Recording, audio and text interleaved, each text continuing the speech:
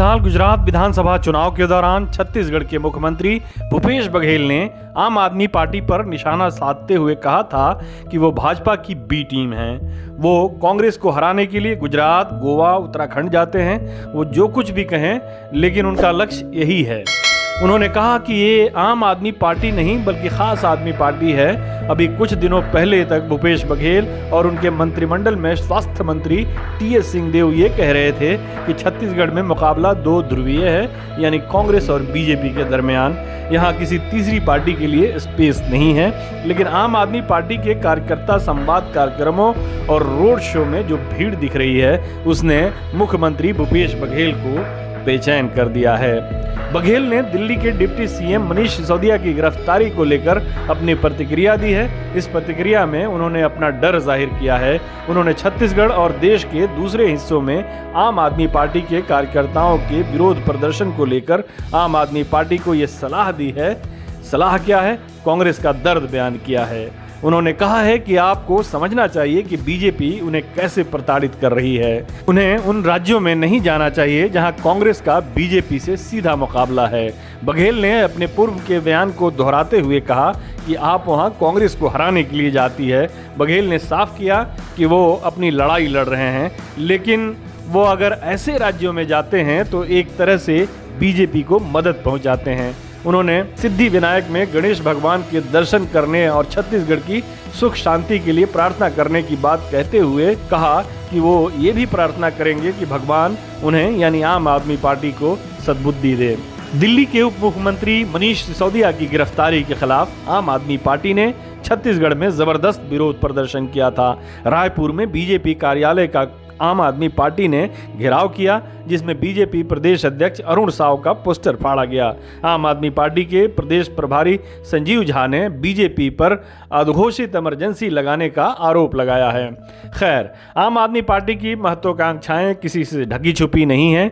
ये बघेल को भी पता है और कांग्रेस पार्टी के दूसरे नेताओं को भी मालूम है।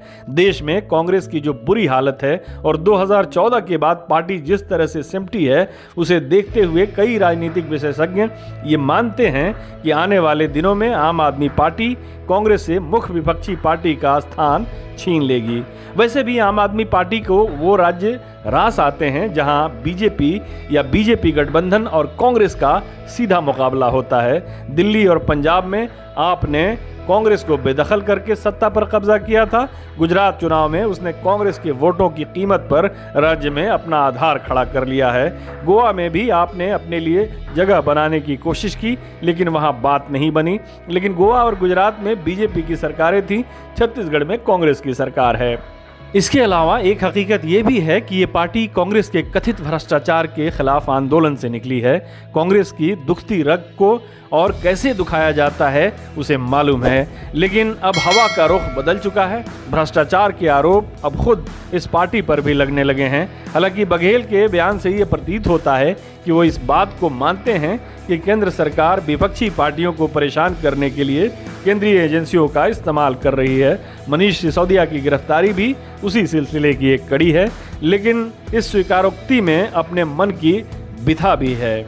बहरहाल, आम आदमी पार्टी को मालूम है कि उत्तर प्रदेश, बिहार, पश्चिम बंगाल, महाराष्ट्र आदि जैसे राज्यों जहां क्षेत्रीय पार्टियां मजबूत हैं और कांग्रेस जहां बहुत कमज़ोर है, वहां उनके लिए ज़मीन तलाशना बहुत मुश्किल है।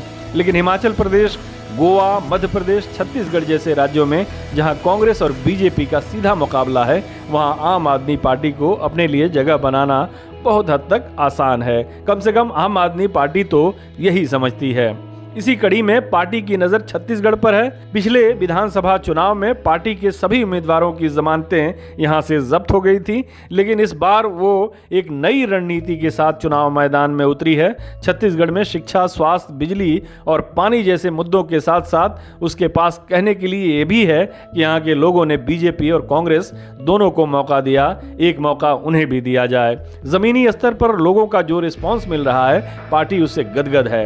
मनीष सिसोदिया प्रकरण के बाद आम आदमी पार्टी की साफ छवि को एक धक्का जरूर लगा है, लेकिन इस मुद्दे को लेकर शायद कांग्रेस उसे घेरने की कोशिश न करे, क्योंकि खुद उसके नेताओं के ऊपर भ्रष्टाचार के आरोप में केंद्रीय एजेंसियों की छापेमारी चल रही है।